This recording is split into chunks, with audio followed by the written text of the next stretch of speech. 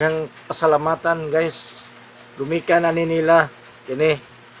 Nagpasalamat ako ani nila sa sa igsoon sa akong asawa.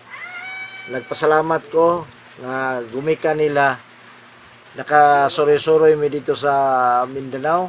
Nagpasalamat ako ani nila kay dili patungod nila nga gipahulam mi sa ilahang service, dili mi makaabot sa gusto namong adtuan. Usa, salamat kayo ninyong duha.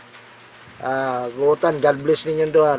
Daghang kayong salamat kayo ug dili patungod sa inyohang pagpahulam sa inyong service nako, dili ko makaadto sa gusto ng mga adtuan. Although daghan pa taming gustong adtuan, pero limitado naman ang ato ang oras ug mga adlaw sa ato ang pagsuroy-suroy diha.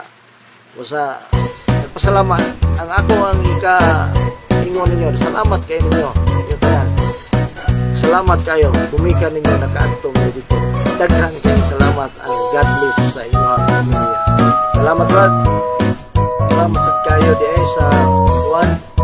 Salamat kayo nga inyo may ipastay sa inyo ang buwan, sa inyong apartment, o pastay mo ninyo one night and one day sa inyong apartment. Daghang kayong salamat.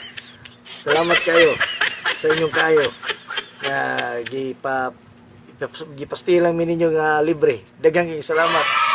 Buluwanan kayo inyong kasing-kasing. Ug sa mga among giabtan diha, daghang kayong salamat. Sa mangod sa akong asawa, nila ni Maiko, nila ni Joy, daghang kayong salamat. Salamat kayo inyong tanan diha dapit sa iyong pasugong. Daghang kayong salamat. And salamat hinaot nga daghang pang mga grasya o mga grasya nga moabot sa inyong kinabuhi.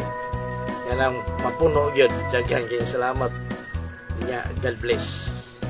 Ay likay mo sa tanang katalagman, sa mga kadautan, ilayo mo sa tanang kadautan o katalagman. Daghang kayong salamat. God bless sa inyong tanan.